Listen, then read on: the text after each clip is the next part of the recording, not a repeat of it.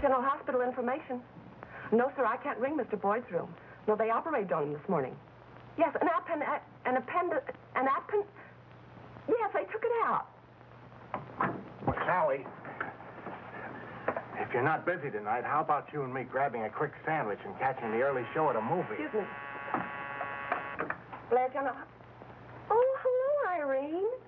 Sure, I had a grand time last night. I was out with Mr. Gustakis in Pittsburgh. First to a classic cocktail bar, and then dinner at a hotel where the soup was $2 a plate. And then to a nightclub with real champagne. Well, goodbye. See you later. What were you saying about tonight, Joe? Oh, nothing. Nothing at all. Good morning, Dr. Lane. Morning. Oh, hi, Doctor. Good morning. Has Nurse Mary Lamont checked in yet? Yes, 10 minutes ago. Oh, thank you. You know, I got half the notion to take a good poke at that guy trying to cut in on Doc Kildare's girl. Control yourself, muscle-bound. If your pal Kildare don't do anything about it, why should you stick your nose in? What's she giving him a trouble for, anyhow? Why not? The way I see it, there are only two things she can do. Jump off a bridge over Jimmy Kildare or go out with this guy, in spite of the fact that he's single, rich, and good-looking. Yeah, he'll need his dough. Up in brain surgery, they're commencing to call him the Undertaker's friend. Emergency? Yes, Nurse Lamont? Dr. Kildare? Yes, he went past the desk, but I don't remember if he was coming or going out. Thank you, Sally.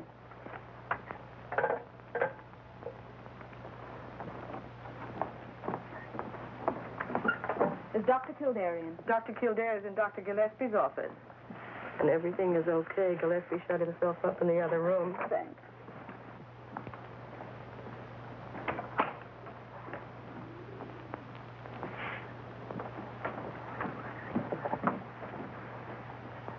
Mary, I get an hour off today. How about having lunch? Jimmy, that'll be wonderful. Kildare! Yes, Dr. Gillespie. But I have to make a phone call first. Kildare! Jimmy Kildare! Coming, Dr. Gillespie. Mary, you have another date for lunch, haven't you? If you already have a date, then you mustn't break it. Besides, I'm not sure Dr. Gillespie will let me off. But, Jimmy, you know... Dr. Kildare! Can't you hear me? I'll be right there, Dr. Gillespie. No lunch, Mary. Kildare? This is the most ridiculous thing I've ever heard of. Jimmy, you've had a pretty busy morning. Why don't you... What did you want, sir? You were saying something was ridiculous. Ah, this report on Rufus Ingersoll. Jimmy, Rufus Ingersoll's been examined by every department in this hand-painted institution. Here are 27 different reports by 27 different doctors without a mistake in one of them. Why, it's impossible. Parker! Parker! Mr. Rufus Ingersoll should be treated with kindness, sweetness, and light. Will you kindly send in Mr. Rufus Ingersoll? Yes, sir. Let me handle this, Jimmy. Good morning, Doctor. Well, Mr. Ingersoll, good morning. And how are you feeling today? Never felt better in my life. Oh, that's fine. That's fine. Because your system's in a state of collapse. Sit down before you fall down. Mr. Ingersoll, you're suffering from a bad case of what we might call the dangerous age. You've been living too young. You've been eating too young. You've been drinking too young. You've been thinking too young. And all because you fancy yourself to be in love with a young girl in her 20s. And what's the result? Your stomach is overworked, your heart is overstrained, and your kidneys look like the Battle of Gettysburg. My age has nothing to do with it. I'm still a young man. You're young enough to make a fool of yourself. Dr. Gillespie, I came here for medical advice. Okay, you take a large dose of common sense. Of course, your personal affairs have got nothing to do with me, but medically speaking, my advice is that you should lead the life of a gentleman of 50, with his wife and children. Otherwise, Mr. Ingersoll, one of these fine days, you're going to drop dead. Good day, Mr. Ingersoll. This way. Next patient! Next patient! Well, how can I examine you with your uniform on? Examine me? I don't understand. Well, I call for the next patient, and you pop in. You must be the next patient. Have you forgotten Mr. Grayson's waiting in the next room? Why in the name of common sense didn't you tell me? Because you told me. Well, no, just shake a leg. Yes, Doctor. Oh, wait a minute. Tell Grayson we'll be in right away. Yes, Doctor. Hey, what's your opinion on Grayson? You think he's going blind? Well, case history shows an increasing pressure on the optic nerve. Every indication points to an enlarged pituitary gland. Oh, that agrees with my diagnosis. What do you prescribe? An operation. Removal of the tumor. Sooner the better. You positive of that? Yes. Well, it's the only chance he has outside of a miracle. You're absolutely right. But the final decision to operate is up to the surgeon. Well, that's one thing we can do for Grayson. Get him a good man. Means you have an idea. I wouldn't dare suggest it to anyone but you, Dr. Gregory Lane. Gregory Lane? Yes. I know there's been some talk. He's lost several patients in a row. But people don't realize that sometimes patients die because there's no chance of recovery. What are you trying to prove? Well, I'm not trying to prove anything. But I feel positive that Lane's a fine surgeon and that the medical profession needs him. Well, what brought Dr. Gregory Lane to your eagle eye? Well, didn't you once tell me he was the most promising young surgeon ever came to this hospital? Oh, I did say he had a fine pair of hands, but his judgment's worried me lately. Well, there's one sure way to check on his judgment. How? Or see what he says about Grayson. Aren't you always telling me that anyone who agrees with you is a darn good doctor? You're getting too smart for me. Go on, get in there. Good morning, Mr. Grayson. Well, Mr. Grayson, it's as bad as I thought, isn't it? Mr. Grayson, our advice is an operation. A very delicate operation. I understand. I insist on the operation. You see, I'm not afraid of anything except going blind. We're going to send you to one of our very best brain surgeons. Will you tell Dr. Lane I'll talk to him after he's examined, Mr. Grayson? I'm very grateful to you both. Never mind us, Mr. Grayson. We'd be pretty bad doctors if we didn't do everything humanly possible for you. I know that. But we both know that the final power of life and death is still in the hands of the great healer. Yes, Mr. Grayson, that doesn't change. Dr. Carew is on the phone, sir. Thank you. Well, good luck, Mr. Grayson. Thank you, Doctor.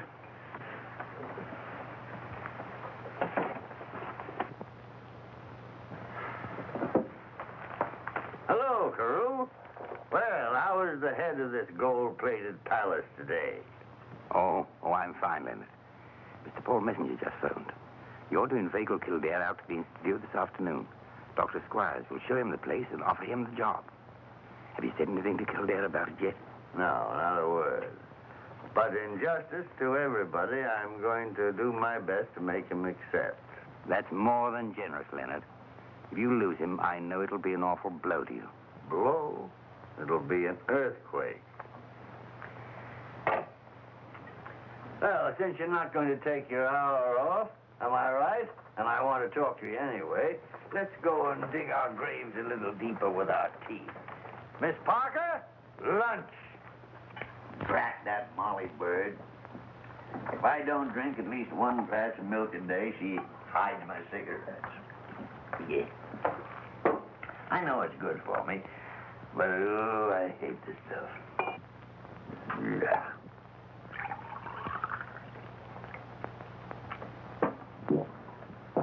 Yes.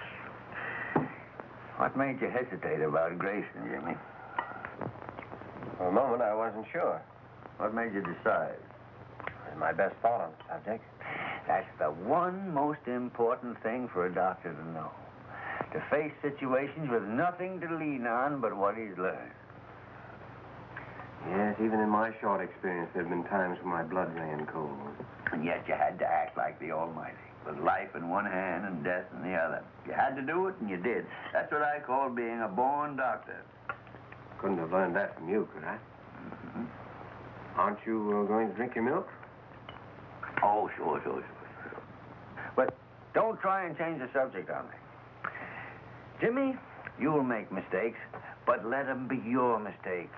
Use your eyes, your heart, your brain, your instinct. Make up your mind, and then go ahead. This. Do you think I'll ever learn half what you know? Yeah, but you'll have to begin where I leave off. And do you think you're being fair to me?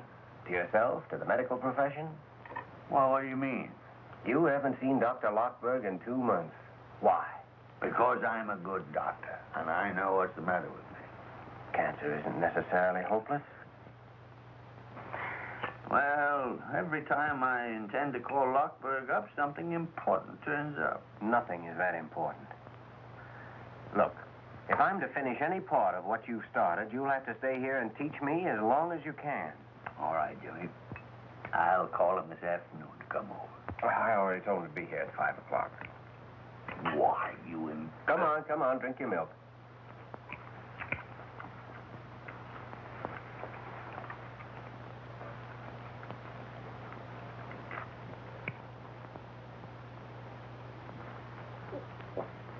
Really?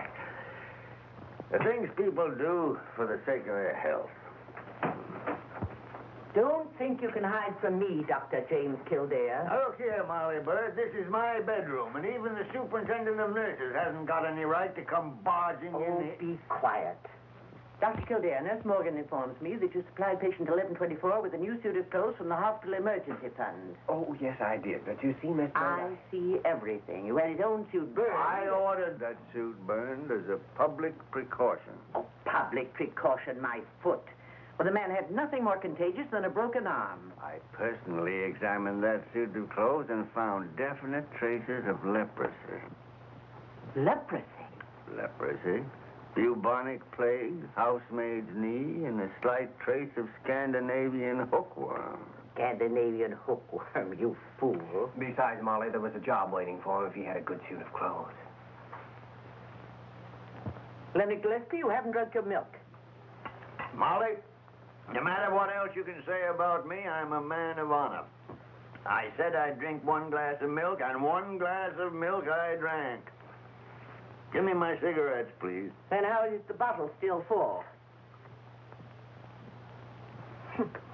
You'll drink this glass of milk or no cigarettes today.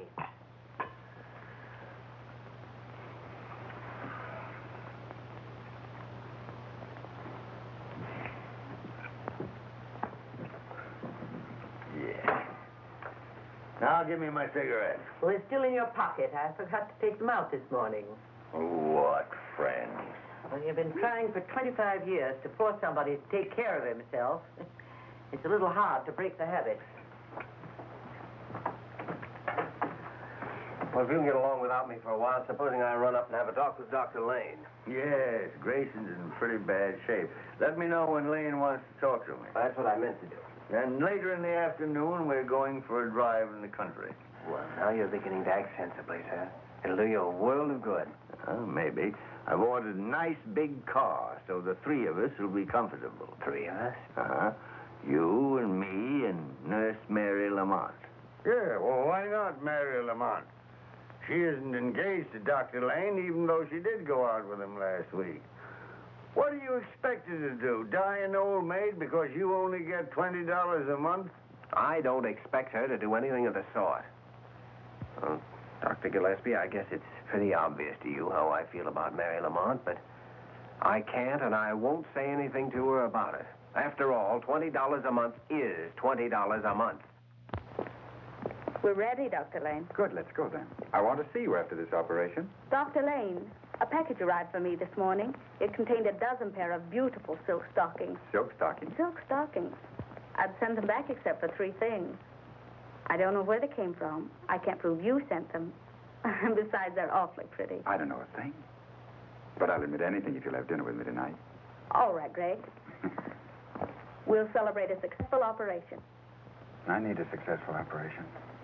Oh, it's only the fools who are talking. Anyone knows mortality in brain surgery is high. Yeah, but you can't explain that to a dead patient. Dr. Gillespie still believes in you. You're operating on his patient, aren't you? I still believe in myself, Mary. But this time I've got to... We've got an operation to do. Come on, Nurse Lamont. How are you feeling, Mr. Grayson? Sleepy. That's from your shot in the arm. I'm going to do my best to fix you up as good as new.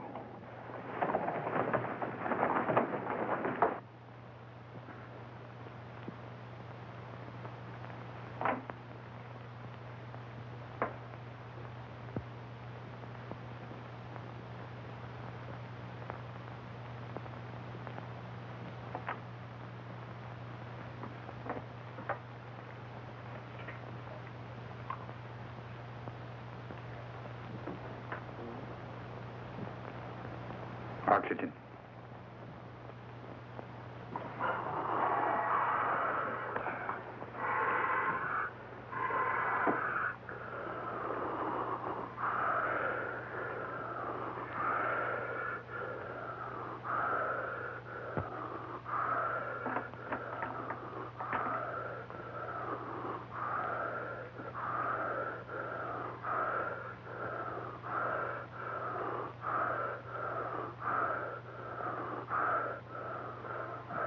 Adrenaline.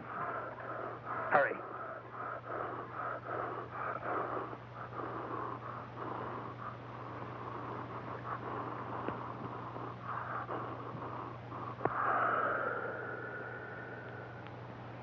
Never mind the adrenaline.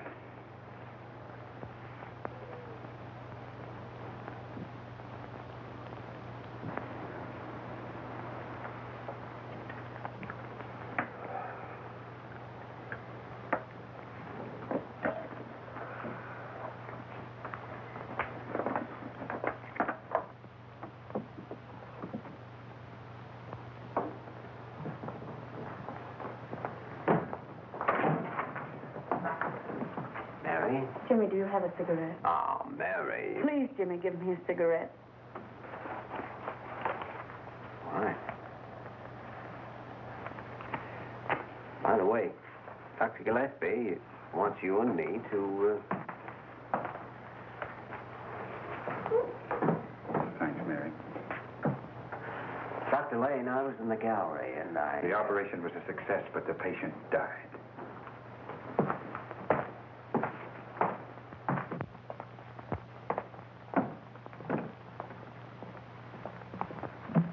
Mary.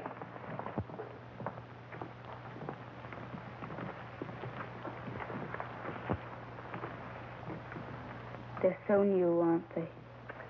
Just off the assembly line this morning. 41 brand new lives. Sort of evens things up, doesn't it? You mean about life and death? I didn't think about it that way. I just happened to come here. Well, your instincts were right. It's the best place you could have come to. This is what it's really all about. Jimmy, Dr. Lane did everything he could. No one could have done any more, could he? No one. See, Mary, I prescribed an operation. Lane agreed and performed it. We both knew how slim the chances were. But that's our job, and it's one of the hardest things we have to learn. I haven't learned it yet. Neither have I. That's what people need. Pure, sweet air to fill your lungs with. And open up your pores to the sunshine. What's the matter with you, Mary? You look as if you hadn't opened a pore for months. I did surgery today under Dr. Lane. Now, Mary, that patient had 1 chance in 100 of living through the operation. 1 chance in 1,000,000 of living without it. You're absolutely right. I reported that fact to Carew, too. What did Dr. Carew say? Well, what could he say? Too many people dying. Dr. Gillespie, Greg needs help. Dr. Lane, I mean. You're right, Mary. Something ought to be done about it. Isn't anybody interested in where we're going? We're going to the Messenger Institute at the university. Who told you? It wasn't me, Dr. Gillespie. I suppose you told him why, too. No, sir. I didn't know that. Well, then I'll tell you. We're going to the Messenger Institute for Medical Research because I've got business there. And I'm taking you two along for the ride.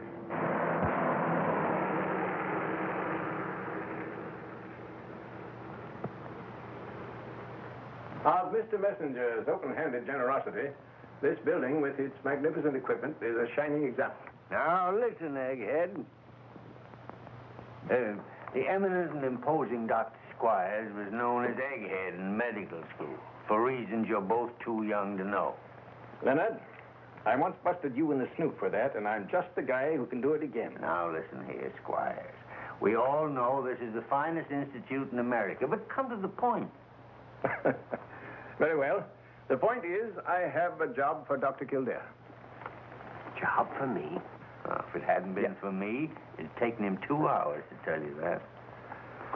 Dr. Kildare, Mr. Messenger feels that he owes to you his daughter's sanity, perhaps her life. Yours was a remarkable instance of correct diagnosis and treatment. I congratulate you. Well, tell him the job pays $500 a month. $500 a month? And you'll have a free hand here to pursue whatever research you choose. And if you tend to your knitting, when you're an old married man, you'll inherit Egghead's job, $20,000 a year. And that ain't hay. Well, why don't you say something? Don't stand there like a bump on a log. Well, it's the sort of thing you dream about. Dr. Gillespie, you knew all about this? That means you want me to take it? Do I want him to take it? You hear that, Egghead? These youngsters are hard to please. You show them the house that goes with the job. House? Oh, yes. Shall we go see it? I've ordered some tea. Tea? When I first knew him, he thought clean shirts were effeminate. Now he drinks tea. It's Mr. Messenger's idea that a man does his best work when his home surroundings are ideal. Thank you, George. You think you could be happy here, Dr. Kildare? Happy? Well, he'd be crazy if he couldn't. Well, you show around, Jimmy. It's your party, you know. I feel a little tired. I think I'll stay here and have a spot of tea with Dr. Squires. Maybe a crumpet or two. Well, Egghead, how am I doing? If I hadn't known differently, I'd have thought you really wanted him to take the job. This is the greatest opportunity Jimmy will ever have in his life. And if he takes it, all I've planned will come tumbling down around my ears.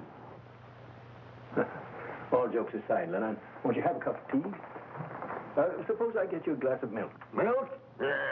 I'm so full of milk now, I'd be afraid to meet a calf. Isn't it lovely? It isn't true. This sort of thing doesn't happen. But it is true. You have everything in the world ahead of you. I wonder. Dr. Gillespie wants you to take it, doesn't he? Does he? He even bragged about the salary. You remember that. Well, right now, I'm not thinking about the money. But you must think about it. It's your future, your whole life. Who was it wanted you to see this house? It was Dr. Gillespie, wasn't it? Yes, Mary. He even talked about the future. That's what he said. I wish I knew what he was thinking. Well, shall we look at the living room? Mary, you have dinner with me tonight. I've got a date. I'll get out of it, Jimmy. Hey, break it up, you two. Dr. Kildare, I think we'll be ready for you to move in, say, next Monday. You're very kind, Dr. Squires, and Mr. Messenger's generosity is tremendous, but I'm afraid I'll have to think it over and let you know. Of course, Dr. Kildare. Think it over. Will you have a cup of tea? Say, Egghead, I think I'll take that milk now.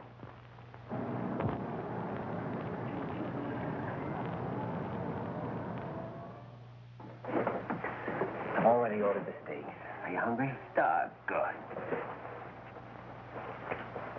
Mary, did I ever tell you what my mother said to me when I left for New York? Several things. Which one?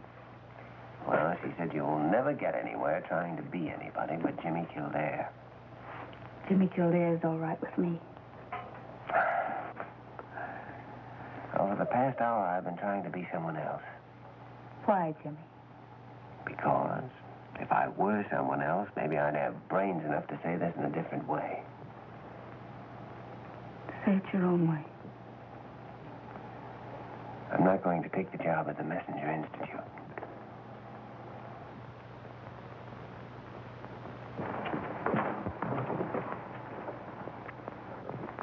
Miss Lamont, report to Superintendent Bird's office right away. Tony, if we had a patient in this hospital as weak as your copy, we'd give him a blood transfusion and send for his relatives. I don't blame the nurses for squawking.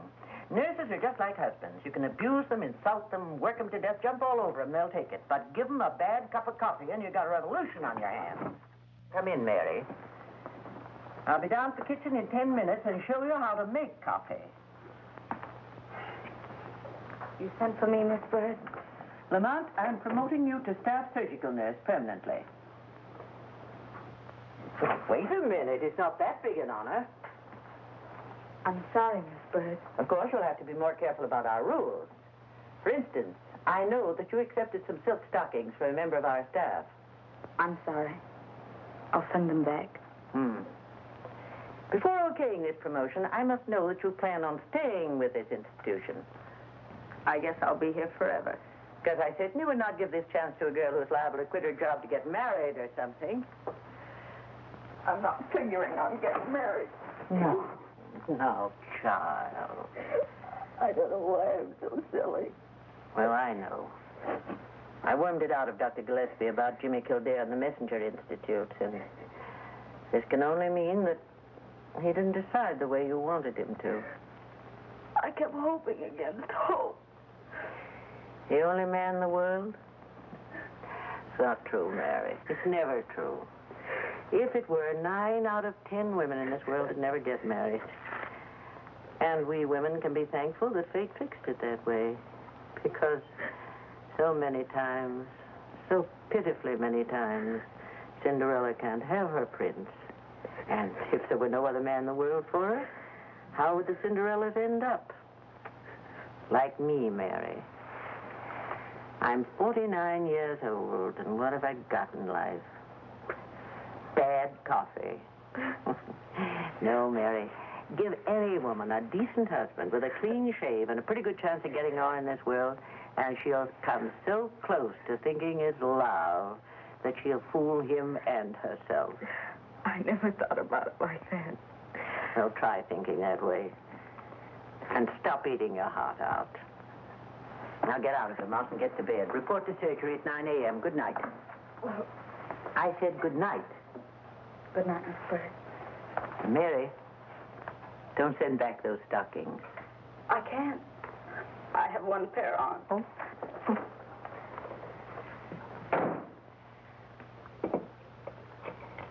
Hello. Superintendent Bird speaking. Beginning tomorrow morning, Nurse Mary Lamont starts as staff surgical nurse. Salary increase accordingly. She's to be assigned to Dr. Gregory Lane.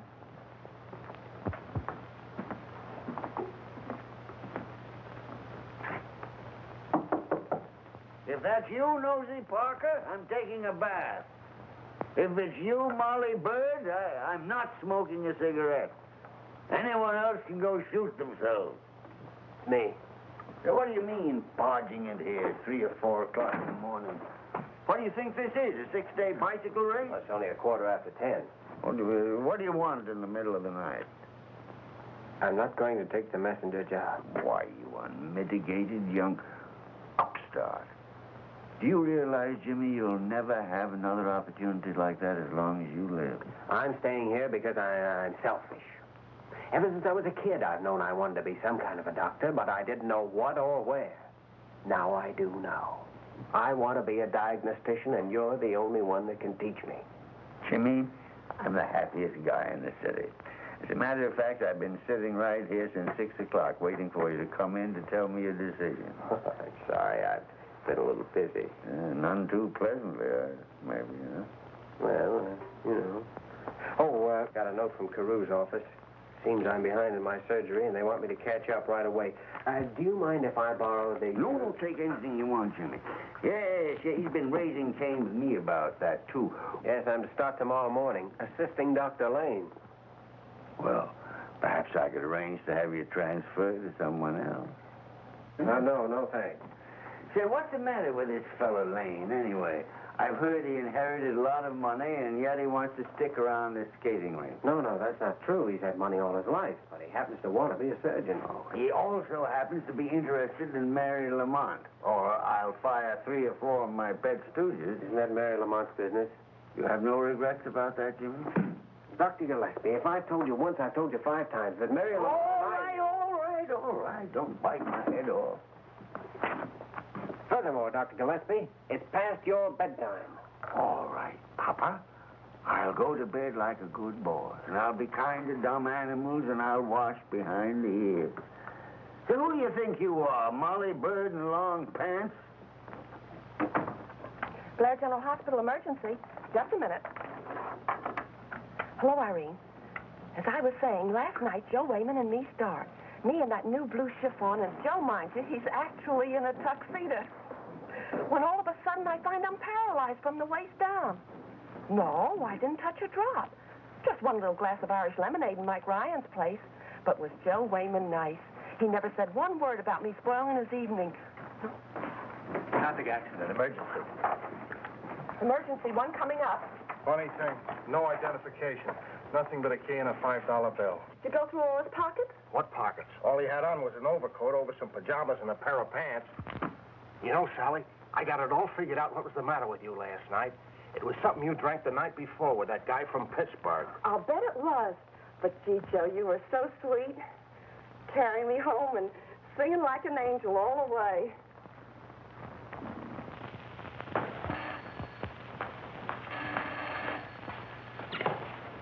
This is Surgery B. One coming up? Okay. There's a case coming up from emergency. Good morning, Doctor. Oh, good morning, Doctor. I'm assisting you. I have some surgery to catch up on. I'm glad to have you. I had some pretty unkind thoughts about you last night, Kildare. Last night? Yes, I had a date with a very pretty girl for dinner right up to dinner time. Oh, I'm sorry. Maybe you are, but I still had dinner alone. Well, it's nice having you around. I can keep my eye on you. Here's the X-ray, Doctor. Increasing intracranial pressure, pulse slowing, temperature rising.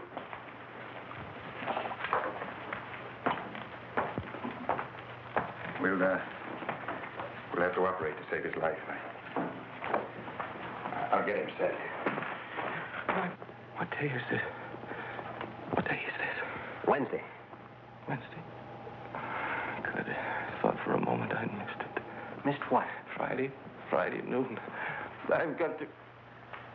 Now, look, you have a head injury. A skull fracture, and I'm afraid we'll have to operate. Operate? What's this for? It's to help you rest, to quiet your nerves. How bad is my head? Why don't you just put yourself in our hands? We'll do everything that possibly can be done. You mean I might die? With an immediate operation, you have a very good chance of pulling through. I won't be operated on. I've got to get out of here. Oh, if you get up now, you may not live to reach the street. That's 5 years of dying. I won't be operated on.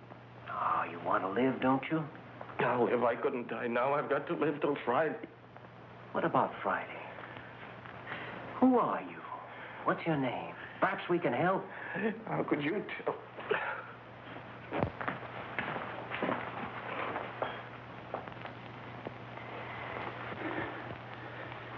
Well, this heart's strong anyway. I'll tell him to get ready. Wait a minute.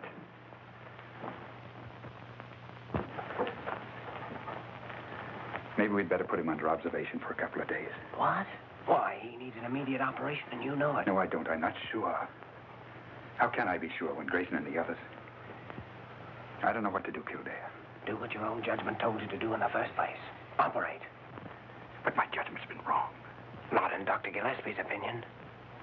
Dr. Gillespie? Yes, he thinks you're a fine surgeon. Says you have the best hands in the hospital. He said something else, too. He said there are times when we have to act, with life in one hand and death in the other. And that the true test of a doctor is his faith in his own judgment, even though he knows someone's going to die if he's wrong. We'll operate immediately.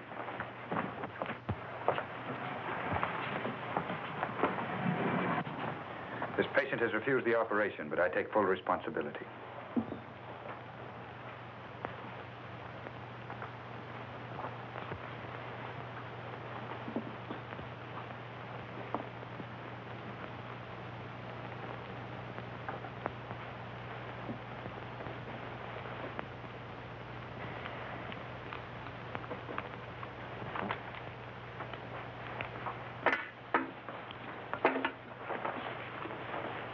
That's it. Take him away. How's the pressure? Fine.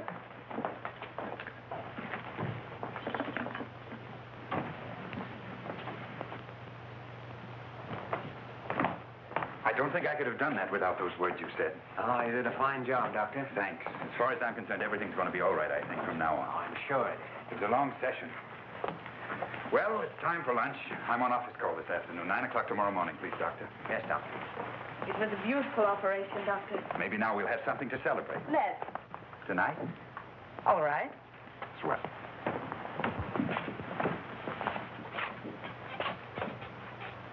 Dr. Kildare. Yes, Dr. Carew. I'm very pleased you decided to remain with us. Why? No explanations are necessary. I understand. Where's Dr. Lane? Oh, he's just left for lunch. Wish you'd been there. You'd have seen the kind of brain surgery you read about. Is that so? Well, I trust you're right.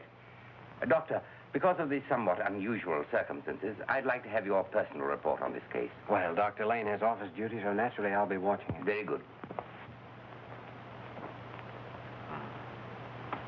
He's coming out of it now. Breathing easily and naturally. Mm-hmm.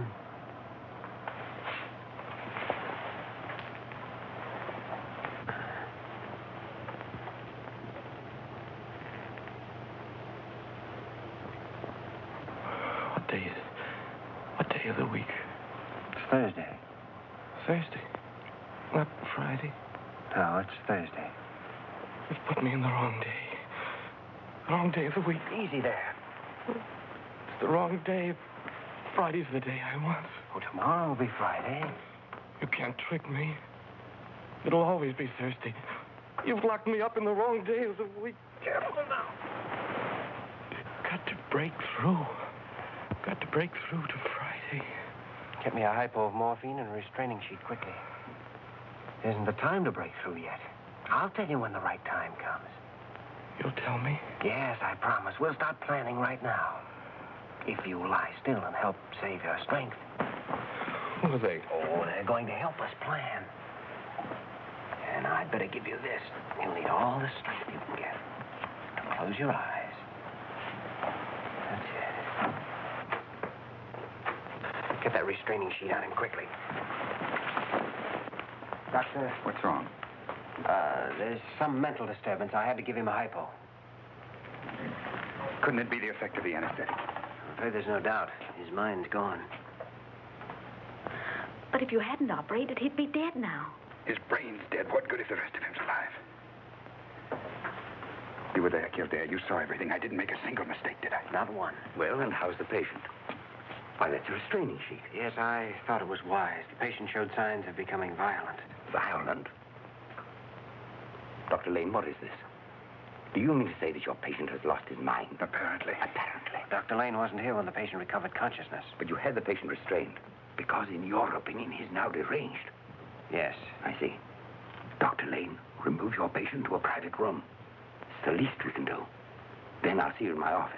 Dr. Carew, you'll want me there, too, won't you? No, this is Dr. Lane's responsibility only. Oh, nevertheless, I'd like to be there.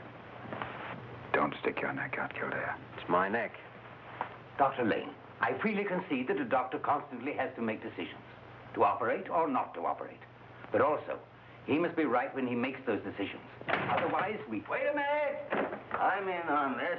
What have I missed? I just left your patient. He's as mad as a March hare. What were you saying, Carew? Dr. Lane has made one too many mistakes. Dr. Gillespie, I was just saying that in this last case, I urged Dr. Lane to operate. I hesitated a moment, but the decision to operate was my own. Well, then why is Kildare on the carpet? He isn't. He insisted on being present. Look, let me settle this thing once and for all. I decided to operate, and in a similar case, I'd do it again. Good. Now we know where we stand. Right. Dr. Lane, errors of judgment are difficult to prove. But in this case, you also performed the operation without the patient's permission, violating his legal right. His legal right to die? If you please, Dr. Kildare. You, Dr. Lane, have placed this institution in a very serious position. You're suspended from duty pending a hearing before the hospital board tomorrow, Friday at noon. I'm sorry. You may go. Dr. Carew, I'd like your permission to testify at that board meeting. Well, I can't permit that. And how could you possibly help Dr. Lane? Well, I don't know. He don't know. He wants to prove the operation didn't make the patient insane, but he don't know how to do it. Come on, Jimmy. Now, wait a minute. Suppose the man was insane before the operation. Suppose, for instance, he was suffering from schizophrenia. Poppycock. I don't think the hospital board would be interested in your theories. Your request is denied. But after he came out of the anesthetic, he spoke incoherently of Friday. And before the operation, he made it very plain that Friday was more important to him than living. Now he's a psychiatrist. If you concern yourself further in this case, neither of us can save you from the unpleasant medical and criminal consequences. Kildare, you seem to forget one thing. Dr. Lane went ahead after the patient had refused the operation. But if the man was insane, he had no legal right to refuse the operation, which left the decision up to the doctor. Now he's a lawyer. I consider the matter settled, Dr. Kildare. Which is the way a high-class gentleman says, get out of my office and mind your own business. Come on, Jim. Can you get along without me for the rest of the day? Oh, I guess so. It might be a good idea. Go on out and take in a show. Forget all about this little difficulty. No, I don't think it's so little. Maybe I haven't been here long enough to get the hospital viewpoint, but if Lane's kicked out, it'll look as though he murdered those patients. And we know he didn't. Huh? You going back to your office? No, I'm not. Get your hands off my chair. Oh, I'm sorry. I'll see you tomorrow. Where are you going? I don't know. Maybe I'm going to make a fool of myself. I don't doubt that, but how? I'm going to find out who this mysterious man is, so that I can prove he was mentally deranged before Lane operated.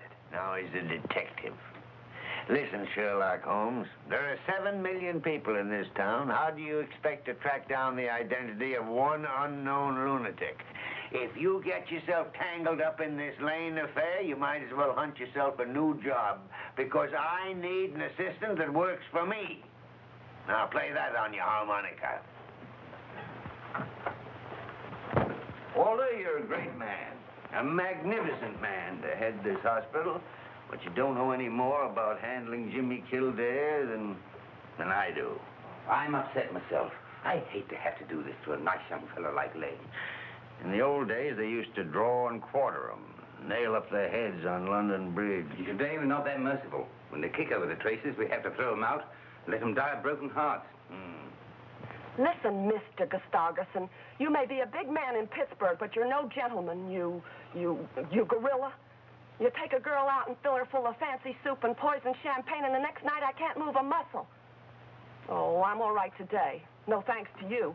But from now on, I'm sticking to hamburger and lemonade with a square-shooting guy that wouldn't even think of playing a dirty trick on a working girl. Goodbye, rat. Emergency. No, I haven't seen Dr. Kildare for an hour. He went out of here in his street clothes, said he was off for the day. Sure, if I see him, I'll tell him.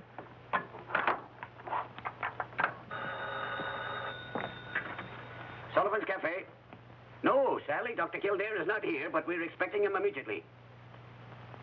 Sure, I'll give him your message. Hello. Sally, here's the doctor. Hi, Mike. Joe Wayman or Foghorn come back yet? No, my friend. It was no easy task you gave them. Finding out about this mysterious crazy man is like looking for a needle in a haystack. Oh, don't I know it. His clothes are just stock garments sold by the thousands. The locksmith you left the key with says it's from any one of 1,000,000 doors in New York. That is, if it's not from Chicago or Boston. That's what I was afraid of. Mother. Mother. Goodness sake, what are you doing here? Is something wrong? Where's Father? I'm fine. Nothing's wrong. Your father has to bring a patient to see Dr. Gillespie. Well, Mrs. Kildare, you're looking young enough to be your own daughter. Only then you'd be your own mother. And you don't look old enough for that. I bet you tell that to all the girls. I do, and I tell them all to make themselves at home. Thanks, Mike. My. Things must be pretty slack with you big city doctors. I don't know. Tell me, are you well and happy? Why shouldn't I be both? Well, if you'd simply said yes, I'd have known you were, but what's the trouble? Well, Mother, I think you are a mind reader. Yes, I am at kind of a crossroads. Nobody ever accomplished anything without passing crossroads. The only question is, which road do you take? It's not as simple as all that. Doing right is always simple. It's only the wrong thing that takes working out. Oh, excuse me, Doctor. Oh, hello, boys. Did you, Oh, Mother, allow me to present Mr. Joe Wayman and Mr. Foghorn Murphy. Foghorn? What's your real name? Harold.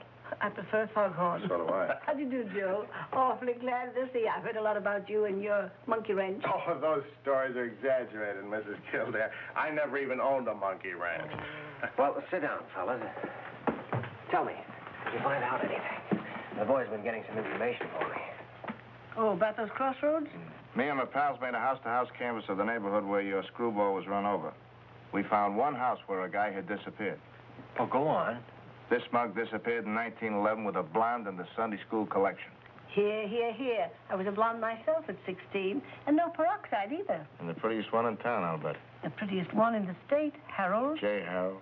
J. Harold? Oh, excuse me. I won't say another word. I dug up that truck driver that clipped your guy. At first he wouldn't talk, then he changed his mind, but he don't know who the guy is or anything about him. Who put that thing in my pocket? Why am I always someplace else when there's a good fight? Let me know next time you're in town. I'll sock someone for you. Thank you. Well, Doc, I'm sorry we weren't much help.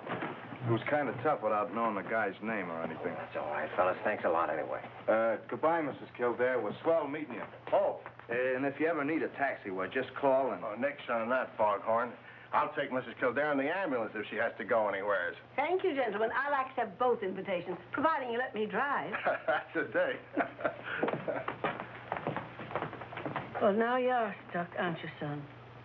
Yes, Mother. Right now I am in trouble. There's one way out, but it's awfully dangerous. Excuse me. I'm awfully sorry the boys couldn't help. But always remember one thing, Dr. Kildare. Trouble is nothing new for the likes of you and me. The Irish ain't been out of trouble for 1,100 years. Thanks, Mike.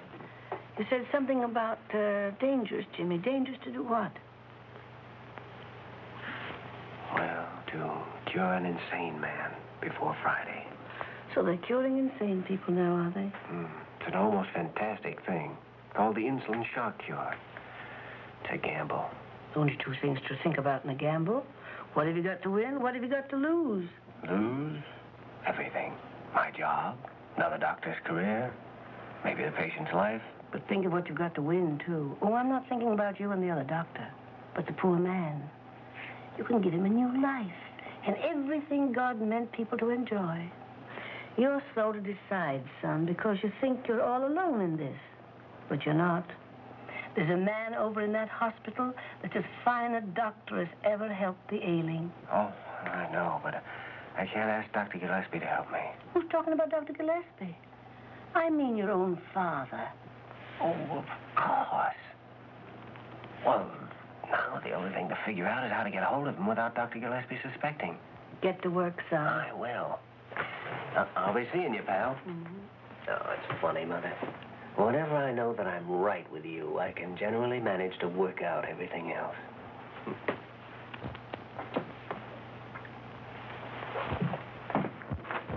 Joyner? Joyner? Oh, I wonder if you'd do a favor for me. It's awfully important. Precisely 6:30. I'm leaving here to meet a young female person whose boyfriend is confined to room 714 with a broken leg. Until then, I'm going to lie quietly and conserve my manly figure. Oh, you're going to make a phone call for me, and then you're going to take a walk for about half an hour. And furthermore, the young female person has bright yellow hair and practically no brains.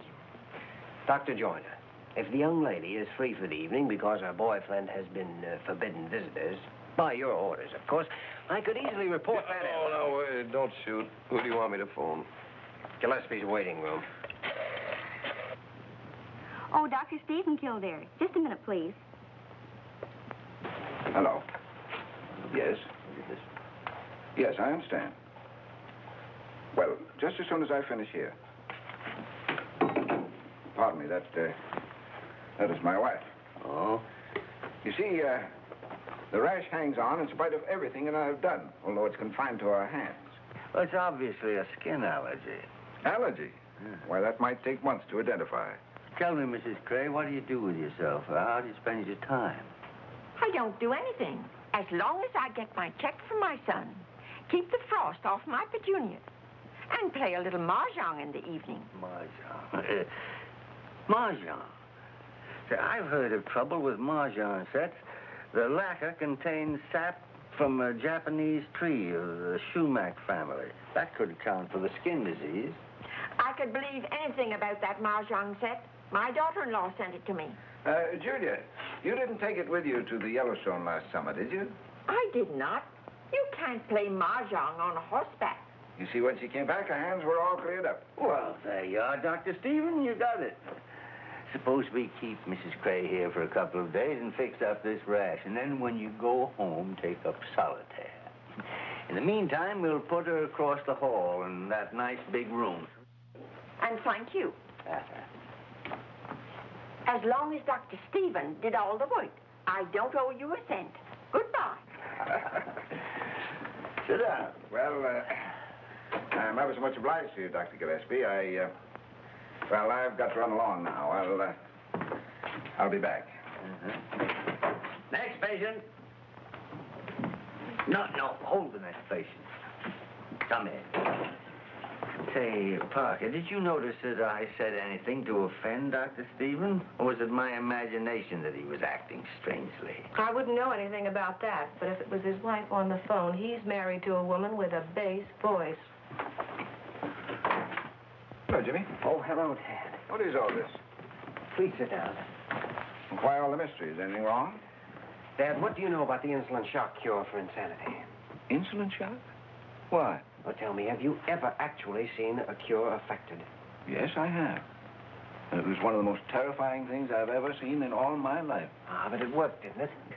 Yes. Yes, it worked because it was performed under the most ideal circumstances, with cases that had every chance of surviving. Well, then you've never seen insulin tried when the patient wasn't in perfect physical shape. Oh, no. No, in case of any injury, especially to the head or the brain, they wouldn't dare. But, Jimmy, stop dodging the issue. If you need any help, I'm your father. I'm sorry. This is my problem. I know it is, Jimmy. And I don't want to interfere. I'll tell you how you can help me. I've read everything about insulin shock. I know all the theories. But I want you to tell me everything you saw. Don't leave out one detail. Right from the beginning. Well, Jimmy, insulin shock causes the patient to revert backward through every stage of evolution. At the dictates of his shocked brain, his human body attempts to simulate all the actions and mannerisms of each successive step.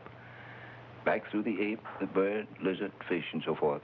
This abnormal effort involves the most horrible convulsions.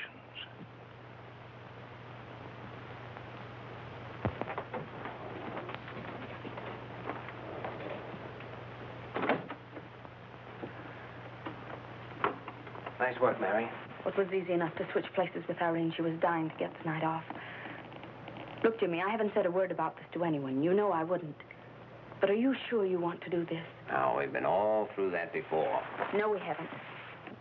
Are you doing this because of Gregory Lane? None of this is Lane's fault. Nothing more than that? Mary, there's a man in there. And if his particular problem isn't solved by tomorrow, he stands a good chance of being a miserable object the rest of his life. Tomorrow's Friday, and I have to find out what that means to him before it's too late. Here we go.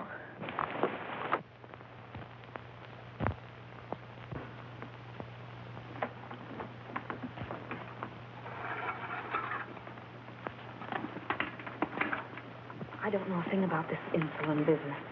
Well, I know that a terrific shock will sometimes drive a person crazy. An overdose of insulin apparently works just the reverse.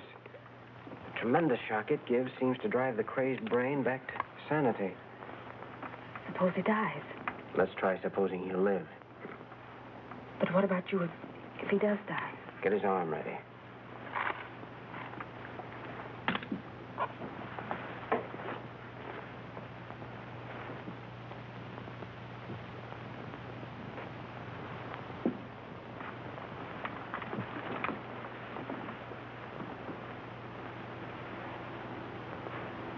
How long does it take? 5 hours. 5 hours?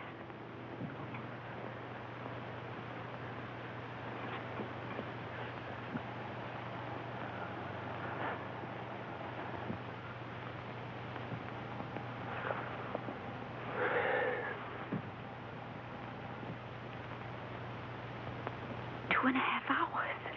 Ought to be at least 2 hours more before the effects are penetrated into the deepest part of the brain. How will we be able to tell? If I'm right, his actions ought to tell us. See, the theory is that buried deep in the human brain is the primitive brain of our earliest ancestors. Now, the action of the insulin on that basic part must be what restores the patient's sanity. Of course, what actually happens, no one knows.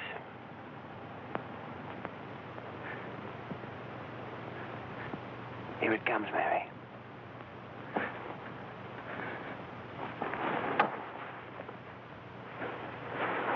It's working.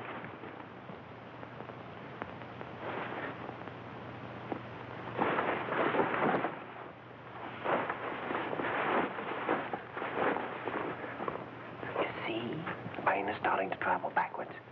The body is compelled to follow.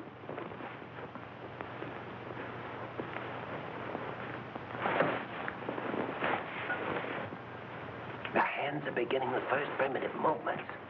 It's as an ape might cling to a tree.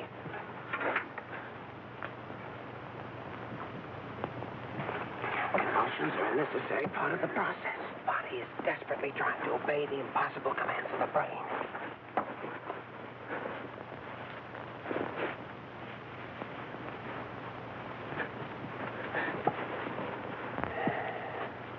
You see? All the thousands of years of human evolution, the progress of frantically fighting, the muscles must obey. The brain is saying you're no longer a man, you're an animal.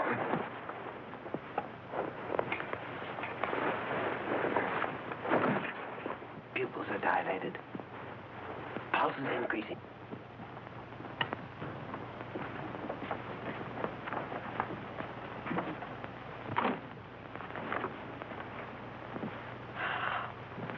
Dr. Kildare. What do you want? There's been a change of nurses in this case without my knowledge or permission. I did that.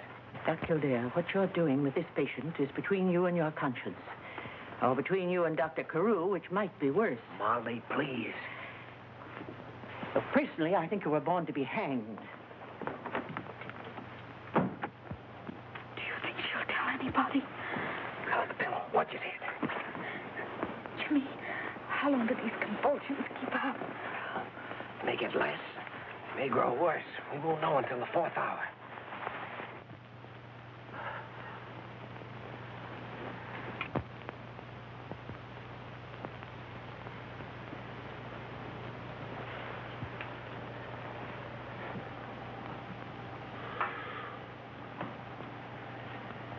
How long has it been since he's moved?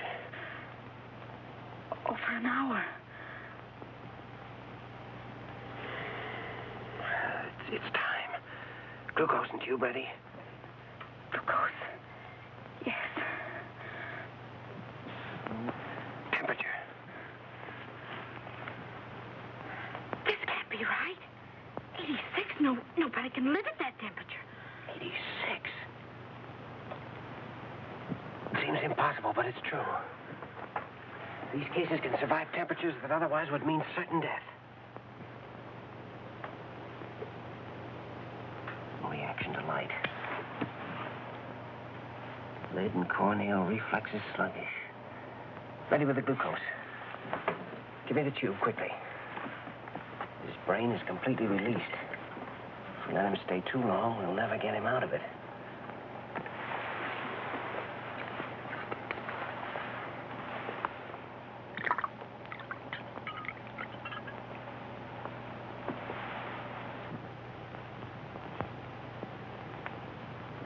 Why doesn't he move? It'll take a little while for him to absorb the glucose. The insulin's burned out every bit of sugar in his body. The glucose will restore it. Then what? Well, the miracle of insulin shock is that 1 minute you have this, and the next minute, if you're lucky, you have a sane and normal person.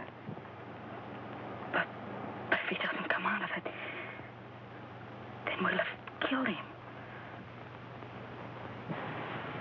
Can you hear me? How are you? How do you feel? Oh, if I only knew his name. Listen, it's Friday. Jimmy, he's dead. Quiet. Can you hear me? How are you? Can you hear me? How are you? Can you hear me? How are you? Can you hear me? How are you? Can you hear me? How are you? All right, I guess.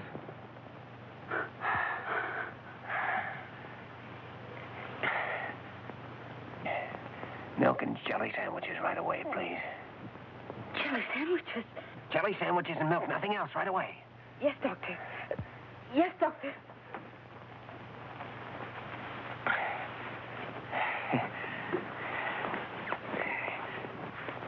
Hey,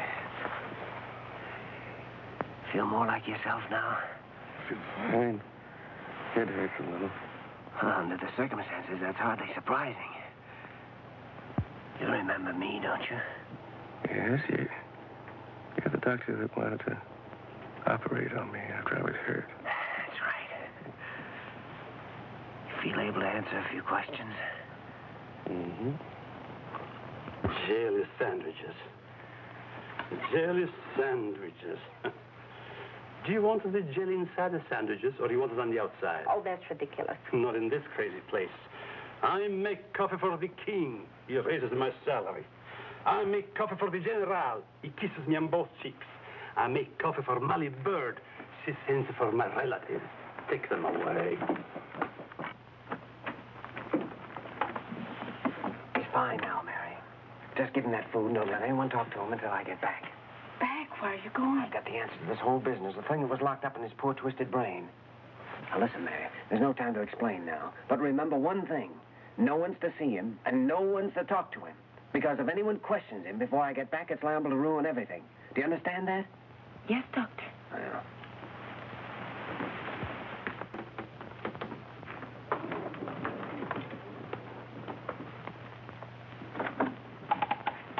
Good evening, Lance. Miss Lamont, isn't it? I want to examine your patient. Well, Oh, the hour may be a bit unusual, but this is a very unusual case. While I'm in there, you might get me a little bicarbonate of soda. I've just come from a doctor's banquet. Dr. Carew, the patient mustn't be disturbed. Indeed, who said so? Dr. Hepworth, the staff physician on the case. Oh, that's all right. I spoke to Hepworth at 7 o'clock, told him I was coming in. Yes, but he came back after that. But Hepworth told me he wasn't coming back until morning. What is this? I just left Hepworth at the banquet. Well, it must have been some other doctor. What other doctor? I don't know his name. It's quite obvious something untoward is going on here. I intend to find out for myself. Well. Wait outside, Conover. Yes, sir. Why, Walter, you look positively beautiful. This is not the time or place for jokes, Leonard. Well, you must have been joking just now when I came in. Wasn't he, Mary? Leonard, in order to testify properly before the hospital board, I must have complete knowledge of this patient's condition. Well, that's not unreasonable, Mary. But Dr. Gillespie, the patient mustn't be disturbed. It couldn't be that Dr. Kildare told you not to let anybody in, could it? I don't know a thing, and if I did, I wouldn't tell you. I better go and find out. No, wait a minute. Come on, Mary, you might as well tell us. Otherwise, Dr. Carew will have the right to go in there. That's just what Jimmy wants to avoid, isn't it? Dr. Kildare administered insulin shock. I can't believe it. And he did a magnificent job of it. I'll believe that when I examine the patient. Walter, I wouldn't go in there if I were you.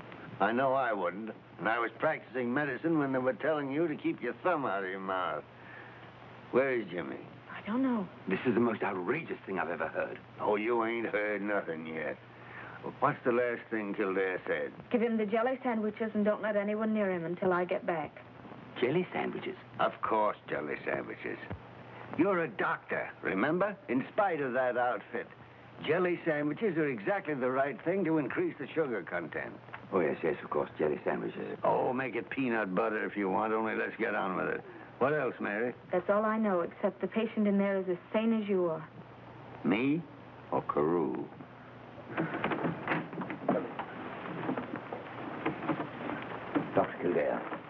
Dr. Kildare, you're suspended from further duty until... Just one moment. Nurse, has anyone been in that room? Not a living soul, Doctor. And you're not going in till I know all about this. No, I know, but Mrs. Adams is. She has a legal right to see her husband. Will you come in now, please? Everything's going to be all right if you'll just remember.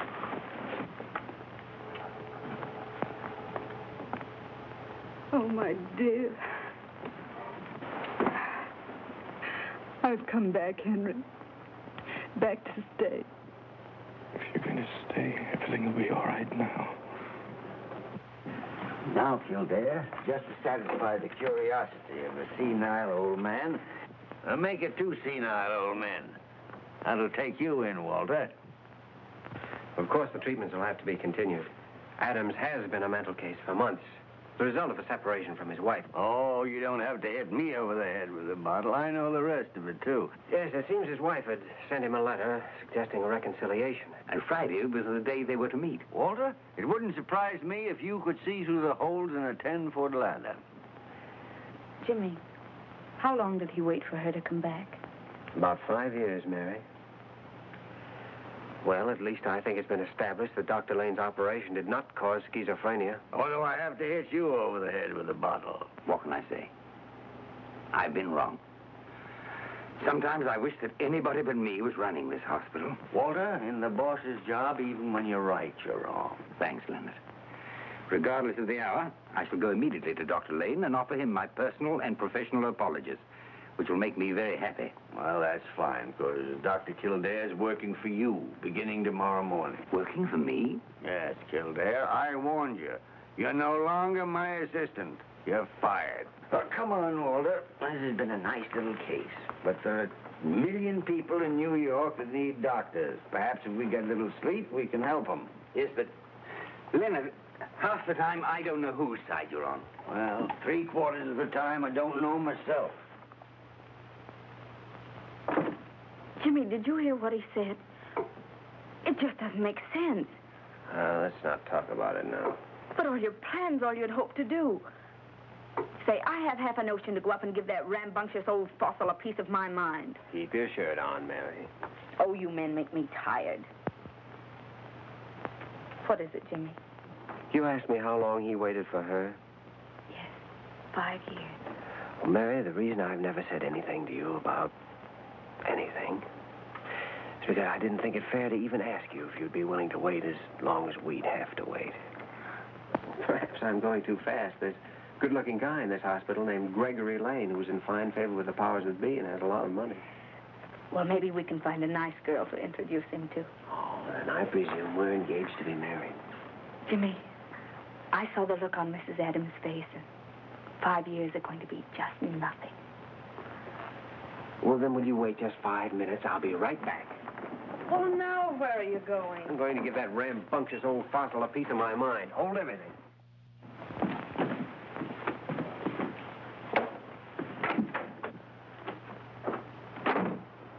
I suppose you thought I was going to take that crack of yours lying down. 9 goes on the 10. And isn't it nice to be alone? Well, I want to tell you something. You can't fire me because I won't be fired. And if you do fire me, I won't stay fired. Oh, the Lone Ranger, huh? Hi-Yo Silver. You make me feel like a fool. You said you were going to make a fool of yourself, didn't you? Well, who was it said you have to have an instinct for diagnosis and the courage to follow it up? I did. Well, every instinct I had told me that Dr. Lane was a good surgeon. Why, you little pipsqueak. If it hadn't been for me, you wouldn't have got to first base. You? Yes, sir. Who was it that had you notify that you were behind in surgery? Mahatma Gandhi? Who was it had you assigned to Dr. Lane? Little Red Riding Hood? Who gave Dr. Hepworth tickets to that banquet? Santa Claus? No, lame brain. Even you couldn't have gotten away with that insulin business without my full authority back of you all the time. Of course, Molly Bird helped a bit. She made me drink 2 quarts of milk. Yeah. You're still fired. Why? Well, because you're not always going to be lucky. Someday, some of those fantastic crusades of yours are going to kick back on you and crucify you. And then what'll be the good... Thank you. And then what'll be the use of my teaching my job to a man who's going to end up by having his head nailed on London Bridge? Funny, you never think of that once you get started. Young Dr. Kildare, you've got a single-track mind. Well, I'm trying to be like you.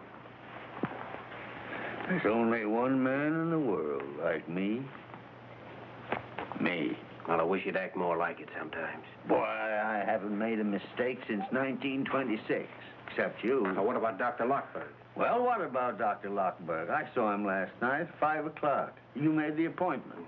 And instead of letting him examine you, you spent the entire time teaching him to play double solitaire and smoking cigarettes. Well, Jimmy, suppose I promise you to see Lockberg 3 times a week and you can stay in the room. Eh? That is, provided you'll promise not to make a fool of yourself more than 3 times a year. Why do you think I came up here? What do you think I've been waiting up here, all dressed up in tight pants? Jimmy, for the love of Pete, give me a cigarette, will you? Well...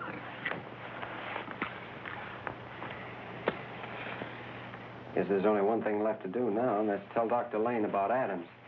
I'll go do that now. Oh, no. That'll keep until tomorrow. Oh, no, it won't either. Lane's waiting in his room. I telephoned him when I left for Mrs. Adams. Well, I'll go along with you. Well, I think you better know. Oh, yes.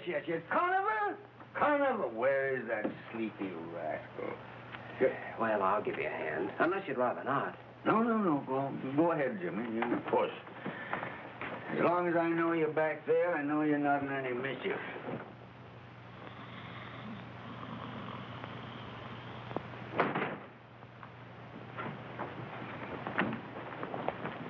Oh, I could see the whole thing coming. The trouble with you is, Jimmy, you got one of those honest faces.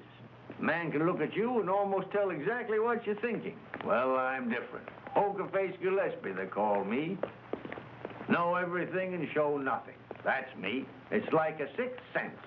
I can tell exactly what's going on all the time, behind my back or through a stone wall. For instance, at this moment, Jimmy, you're wishing you could shake me and join that Lamont girl.